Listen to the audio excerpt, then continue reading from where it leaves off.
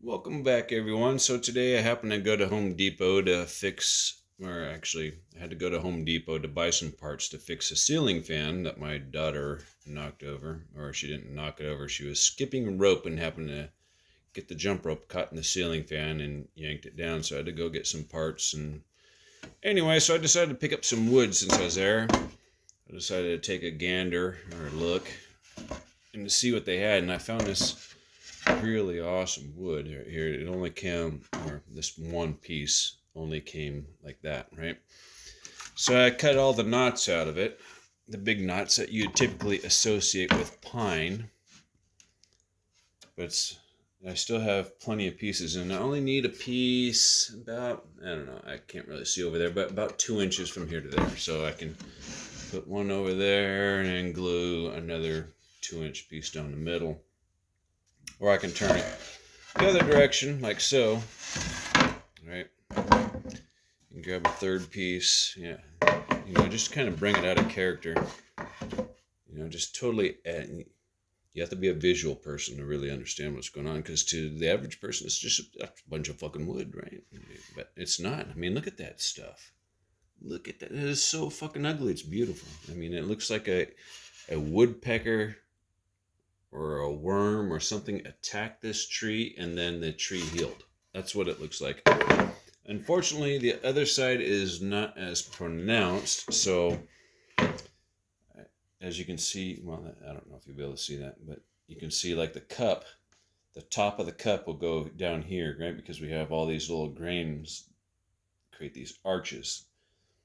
Naturally, wood wants to go back into a circle. And here's another example of it from my chop saw, right? So even though it does a little woohoo right there, the general idea is this board still wants to be back into a circle. And the same here. So ideally, if you didn't give a fuck about grain and what it looked like, you'd want to flip one, right? You'd want to be every other direction. Let's move these back so they'll balance.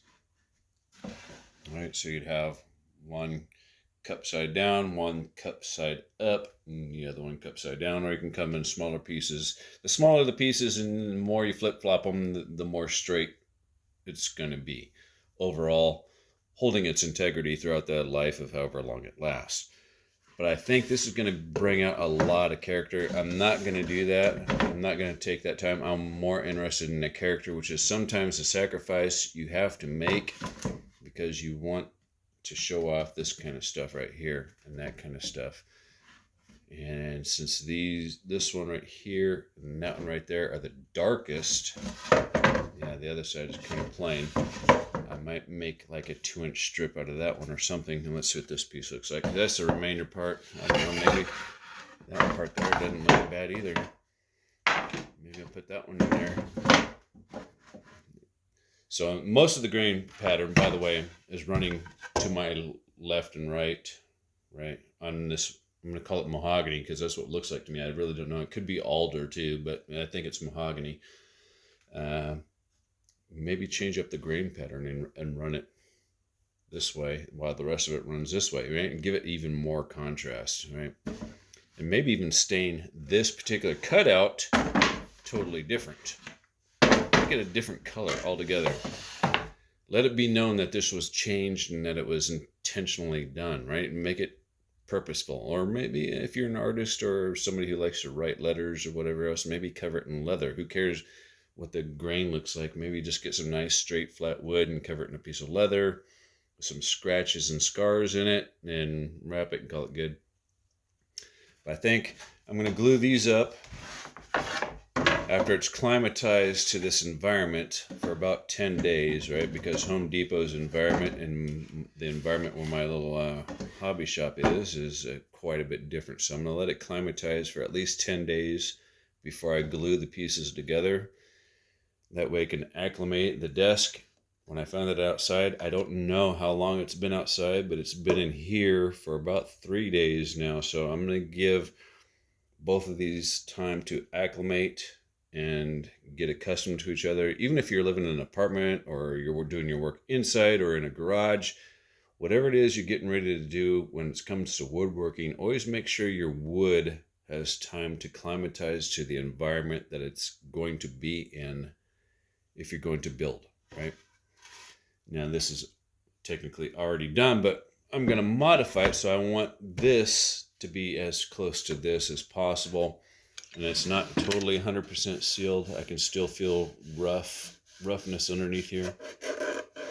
Yeah, it's not, and there's hardly any clear coat. If there's any clear coat on here, it's probably one coat of shellac, just a bare minimum, just probably more like a sealing deal than an actual polish. And so, and the weather's perfect right now. Anything above 68 degrees and below 85 degrees, I think is perfect temperature to do woodworking and to stain and to put clear coat. And same with a car as well. If you're going to apply paint, you don't want too high of a humidity. You don't want it too cold. You don't want it too hot either.